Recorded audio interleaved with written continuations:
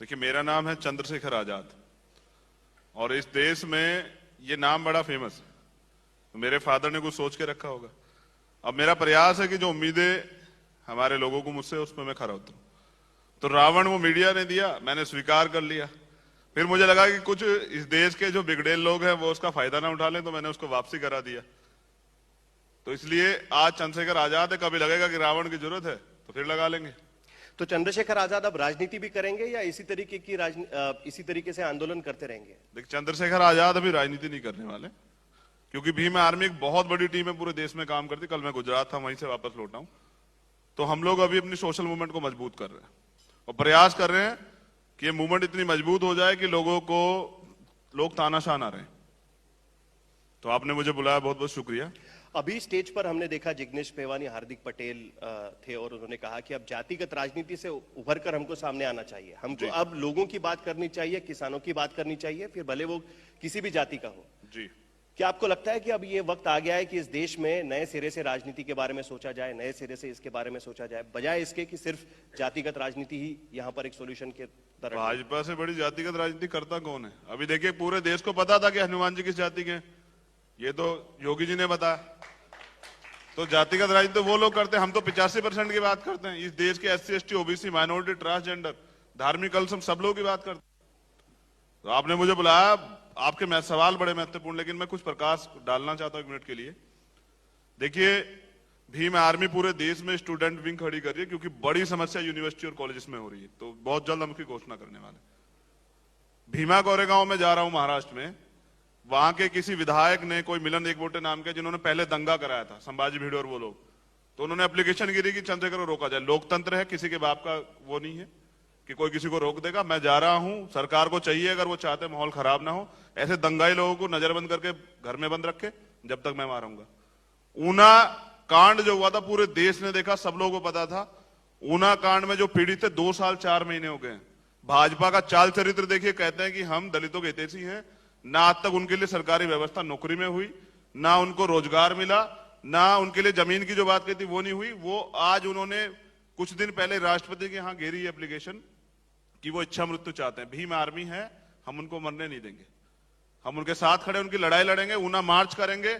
किसी भी सूरत में अगर कहीं भी कोई दलित को, OBC को, माइनॉरिटी पे, ट्रांसजेंडर का अत्याचार होगा, उनकी लड़ाई लड़ेंगे, चाहे लाठी खाएंगे, जेल जाएंगे, सब चीजें करेंगे। याद आती है हमको दलित पैंथर की मूवमेंट शुरू हुई थी महाराष्ट्र में, और वहां पर उसमें से जो नेता उभर कर सामने आए थे, उसमें से एक नेता थे रामदास आठवले। आज हम देख रहे हैं रामदास आठवले राजनीति में कभी कांग्रेस कभी बीजेपी इसके बीच में झूम रहे हैं। क्या आपको लगता है कि यही अंत होने वाला है, अगर इसी तरीके से यही राजनीति अगर करनी है तो? देखिए, तभी तो अभी मैं राजनीति नहीं कर रहा हूं। अभी तो मैं तैयार कर रहा हूं ऐसे लोगों को, क्योंकि मैं राजनीति अकेला व्यक्ति जो ऐसा हूं, मुझे लगता है कि किसी को समर्पण करके काम करना पड़ेगा। तो मैं बहुजन मूवमेंट को वहां ले जाऊंगा जहां साहब काशीराम 97 में लेके गए थे। 12 साल में साहब काशीराम ने राष्ट्रीय पार्टी बना दिया था BSP को। तो मैं बहुजन मूवमेंट को बहुत मजबूत चलाऊंगा और आपके माध्यम से बता रहा हूं कि पूरे देश में हम लोग डिमांड कर रहे हैं कि ये जो बहुजन समाज के लोग हैं, जो कमजोर वर्ग के लोग हैं, आर्थिक रूप से सशक्त लोग नहीं है, इन लोगों के लिए सरकार लाइसेंस की व्यवस्था कराए, चाहे उसके लिए लोन दे। जब अंबानी जी को लोन मिल सकता, क्या इन गरीबों को लोन नहीं मिल सकता? तो अब इनको हम मरने नहीं देंगे, इनके लिए लोग हम लड़ रहे हैं और लड़ते रहेंगे। लेकिन यूपी में हमने देखा कि आप रासुका में जब आपको गिरफ्तार किया गया था, आप ही के दलितों की राजनीति करने वाली मायावती, आपके बारे में एक बार भी उनका बयान नहीं आया। तो ये तो कहीं ना कहीं दलित राजनीति में फूट डालने की बात है। आप अपनी बात तैयार कर रहे हैं, मायावती वहां पर BSP बनाए हुए हैं, तो कहीं ना कहीं दलित राजनीति में फूट की बात नजर आ रही है। आप भी वही बात कर रहे हैं जो मायावती और कांशीराम करते थे। जी, तो वो फूट की बात कर देते। नहीं, आप जो कर रहे हैं उससे दलित राजनीति में फूट नहीं पड़ेगी। कैसे पड़ेगी फूट? मैं तो अभी चुनाव लड़ ही नहीं रहा हूं ना, मैं तो लोगों को तैयार कर रहा हूं। और मैंने लोगों को तैयार किया, देखिए, मध्य प्रदेश जाके, राजस्थान जाके, और रिजल्ट आपके सामने है कि सब लोग मिलकर वहां चुनाव नहीं जीत पाए। सरकार इनके हाथ में, तो क्यों नहीं जीते? अभी ये जो EVM से वोटों की चोरी करे, ये भी बंद करा देंगे हम मजबूर कर देंगे। लोकतंत्र लोगों से होता है, जनता की बात नहीं सुनी जाएगी तो ऐसे चुनाव नहीं होने देंगे हम लोग। आप कैसे इन सारे लोगों का, आपने कहा कि हम दलितों को साथ में लाएंगे, OBC को साथ में लाएंगे, बाकी जातियों को भी साथ में लाएंगे, लेकिन चुनाव का इतिहास कहता है, राजनीति का इतिहास कहता है कि ये जातियां साथ में नहीं आ सकती। हम यूपी में देख रहे हैं कि OBC मायावती के साथ नहीं जाते हैं, वो दलितों की पार्टी मानी जाती है, उनके साथ। OBC चंद्रशेखर के साथ तो जाता है, बहुत बड़ा। देखिए, OBC वर्ग हमारे साथ खड़ा हुआ है। आप जब को एक बड़ी रैली करके दिखा देंगे, तो ऐसा नहीं है। अभी मेरा एक बड़ा प्रोग्राम जो ओबीसी जातियों पे लगा हुआ है। अभी मेरा बड़ा प्रोग्राम, मैं गुजरात गया था, इंटेलेक्चुअल लोगों से बात करके जो मुस्लिम कम्युनिटी से। तो जब मैंने अभी रैली की थी बिजनौर में, वहां बड़े मुस्लिम उसमें थे, आप लोगों ने तो कवरेज भी दिया, बहुत बहुत शुक्रिया उसके लिए। ऐसा नहीं है कि ये सब लोग एक नहीं है, ये सब लोग एकजुट होते हैं, काम करने वाला अच्छा चाहिए। और मैं आप लोगों को भरोसा भी दिलाता हूं कि बीजेपी और कांग्रेस दो ये पार्ट नहीं रहेंगे, एक सिक्के के दो पहलू, कि कभी बीजेपी सत्ता रहेगी, कोई कांग्रेस रहेगी। थर्ड फ्रंट खड़ा होगा, बहुजन आंदोलन को मजबूत करेंगे, वापस बीएसपी को भी सर्जन हिता सर्जन छोड़ के बहुजन हिता बहुजन सुखा पे लेके आएंगे, इतना काम करेंगे। तो आपको लगता है कि बीएसपी अपने मुद्दों से हट रही है, इसके लिए भीम आर्मी की जरूरत है? देखिए, इतनी तेजी से जो लोग बढ़ रहे थे, कहीं ना कहीं अगर बाधा आई है तो कुछ गलत हुआ है ना। तो मुझे सबसे जरूरी यही लगता है कि जिनकी बात हो रही थी उनकी बात नहीं हो रही है, मुझे ऐसा लगता है। आप पर आरोप यह लगता है कि आप जानबूझकर जातिगत राजनीति बढ़ाने की कोशिश करते हैं और जिसके वजह से दंगे होते हैं, और बार बार आप उसी तरफ राजनीति को ले जाने की कोशिश कर रहे हैं। देखिए, मुझ पे आरोप लगता है, अब लगाने वाले कौन लोग हैं, मीडिया के लोग हैं या अदर कोई लोग हैं, लेकिन आरोप तो अभी माननीय मोदी जी पे लगा है।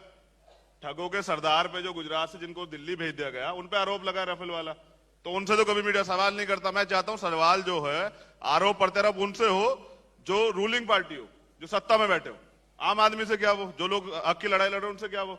मैं वादा करता हूं 2019 में ठगों के सरदार को हम वापस गुजरात भेजते हैं, कल वादा करके आए वहां। नहीं, 19 में आप किसका प्रचार करेंगे? 19 में पूरे देश में बहुजन समाज की जितनी पार्टियां, उनको एकजुट करके, भीम आर्मी बहुत बड़ी टीम है, उनको तैयार करेंगे, बहुजनों का विकल्प तैयार करेंगे। बहुजन पार्टियां मतलब किन पार्टियों की आप बात कर रहे हैं? देखिए, अभी यूपी में बीएसपी है, समाजवादी है, आरएलडी है, तेजस्वी भाई की पार्टी है, और भी ऐसी जो पार्टियां। अभी तो मैं राजनीतिक विकल्प के बारे में सोच नहीं रहा ना, अभी तो मैं सामाजिक काम कर रहा हूं, तो ढूंढ लूंगा। राजस्थान में कोई होगा उसे ढूंढ लूंगा, मध्य प्रदेश में कोई उसे ढूंढ लूंगा, सबको तैयार करूंगा, क्योंकि ये लड़ाई जो है वजूद की लड़ाई है। अभी लड़ाई सिर्फ हमारी किसी पार्टी से नहीं है, अभी लड़ाई है उन लोगों से जो संविधान को बदलना चाहते हैं। वजूद की लड़ाई लड़ते लड़ते आप यही राजनीति और एक बार पुख्ता करने की कोशिश कर रहे हैं, जो जातिगत राजनीति है उसको और पुख्ता करने की कोशिश कर रहे हैं। आपको मैंने बताया ना, हनुमान जी की जाति आपको कब पता लगी? चलिए आप बताइए,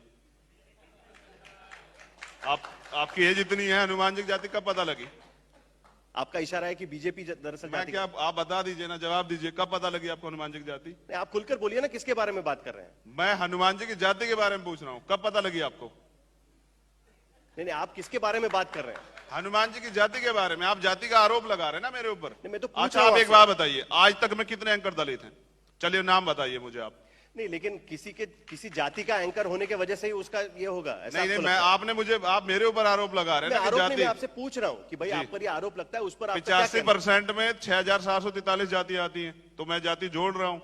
मैं तो जो ये दलित, आदिवासी, ओबीसी, मैं कौन सी जाति की बात कर रहा हूं? और मेरी लड़ाई अपर कास्ट से नहीं है, लेकिन मैं अपर कास्ट को क्यों वोट दूं?